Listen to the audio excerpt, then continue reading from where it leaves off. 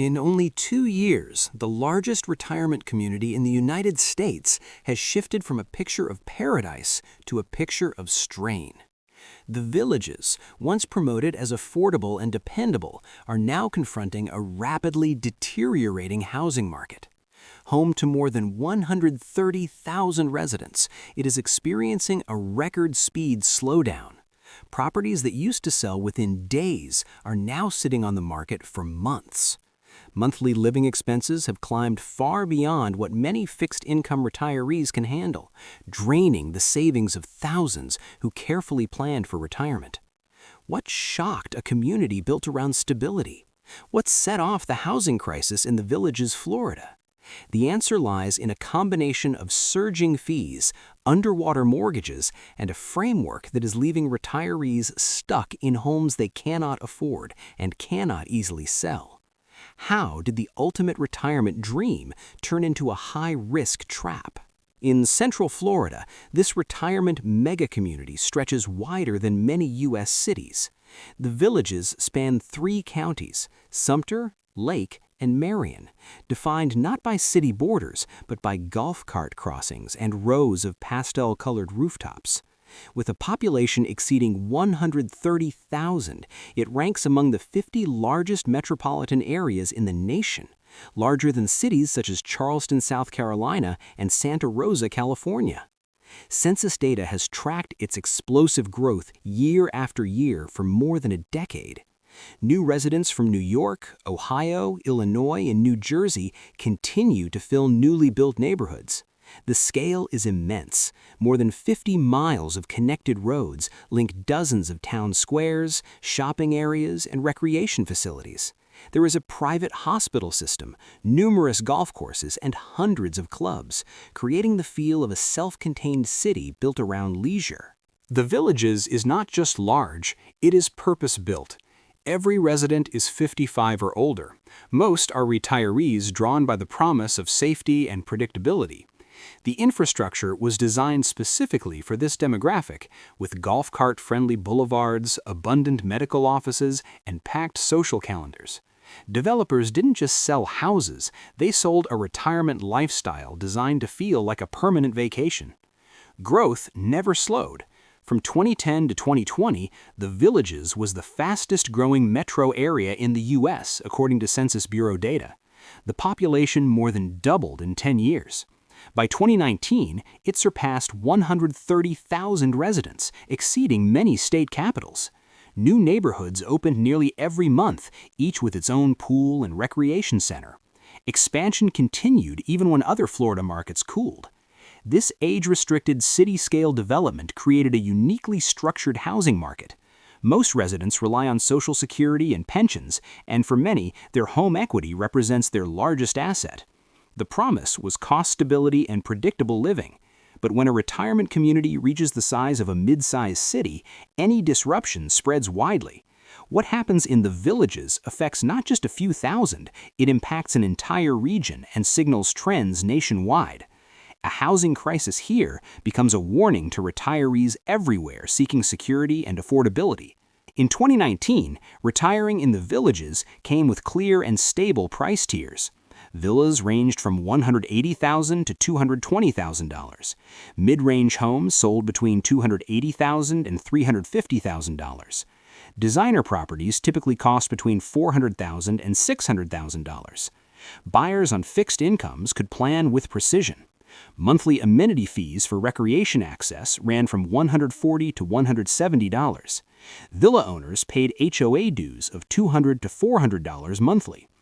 Each property also carried a Community Development District or CDD bond assessment of $1,500 to $3,000 per year to fund infrastructure. Homeowners insurance averaged $1,600 to $2,200 annually. Property taxes were generally just above $3,000 per year, with small county differences. Altogether, a $300,000 home typically cost about $2,000 to $2,225 per month, including mortgage, taxes, insurance, amenity fees, CDD payments, and HOA dues if applicable. For many couples receiving $1,800 to $2,200 each in Social Security, plus $1,200 to $1,500 in pension income, housing was affordable with room left for essentials and leisure. Homes sold quickly, usually within 25 to 40 days, and inventory moved steadily. Roughly 80% of residents counted home equity as their primary financial asset. The community structure reinforced predictability. Fees and obligations were disclosed up front.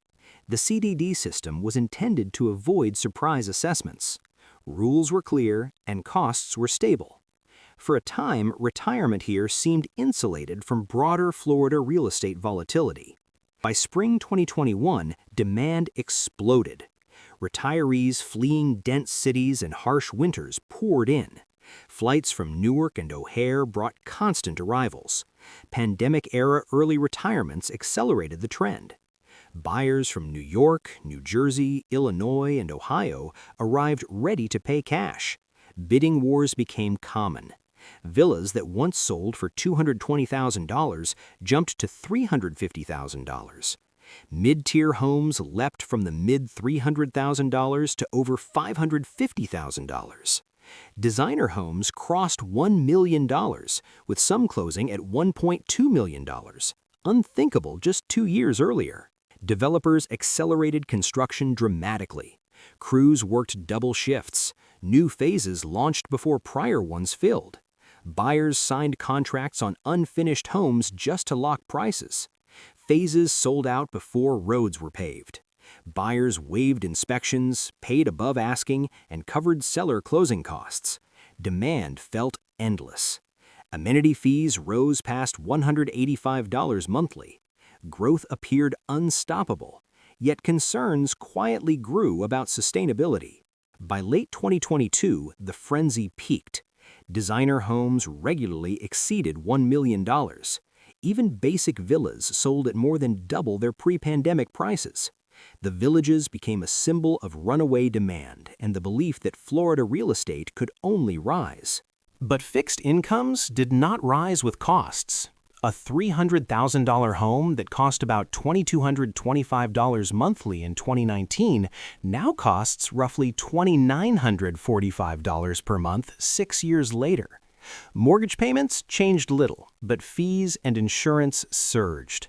Amenity fees rose to $195, CDD to $280 monthly equivalent, HOA to $350, and insurance jumped from about $180 monthly to $650 plus.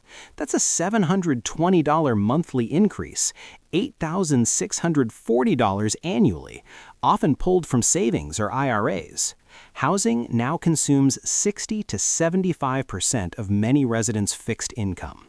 Selling is difficult amid falling prices and $10,000 moving costs. CDD bonds are mandatory and non-negotiable. Fee increases are automatic. The math no longer works, not because of poor planning, but because of rigid arithmetic. Insurance has become the breaking point.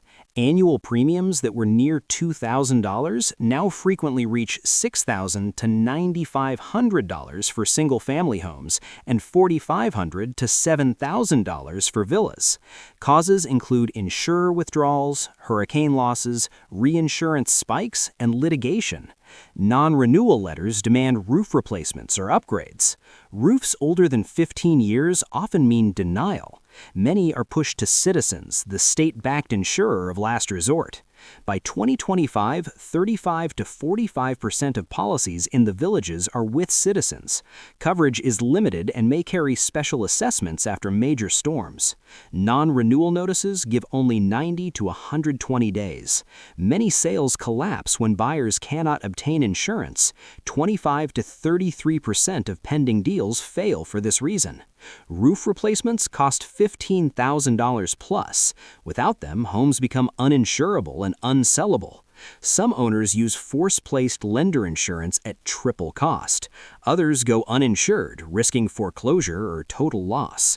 Renewal shocks are common, with premiums jumping thousands overnight. MLS data shows swelling inventory. Listings now linger 85 to 120 days.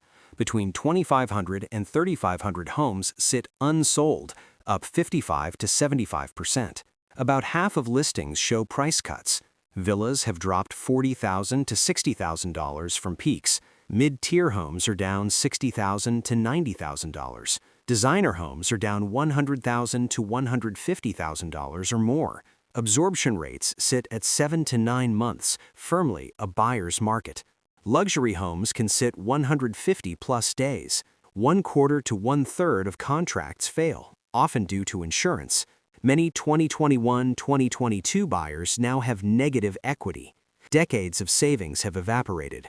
Liquidity has largely vanished. Owners face 3 closing walls: rising monthly costs, negative equity, and high exit costs. Many peak buyers owe more than market value. For example, a $385,000 purchase now worth $320,000 leaves a $55,000 gap. Moving costs run $10,000 to $20,000. Health and age complicate relocation. Medicare Advantage networks are regional. Selling locks in losses. Staying drains savings and triggers tax bills from IRA withdrawals. Healthcare ties are one barrier. Medicare Advantage networks limit mobility. Local providers report rising missed visits as out-of-pocket costs grow. Social networks are another barrier. Clubs, neighbors, and support systems function as lifelines. Rental restrictions block income options. Many CDD boards have tightened rental rules.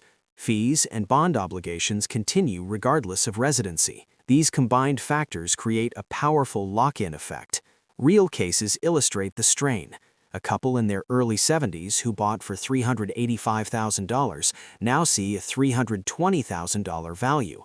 Insurance rising from $2,200 to $7,800, housing costs of $2,800 against $3,400 income, IRA withdrawals triggering taxes, and HOA liens filed. A 78-year-old widower with $1,900 monthly income faces $2,600 housing costs, rising credit card debt, default notices, crowdfunding pleas, and pre-foreclosure filings.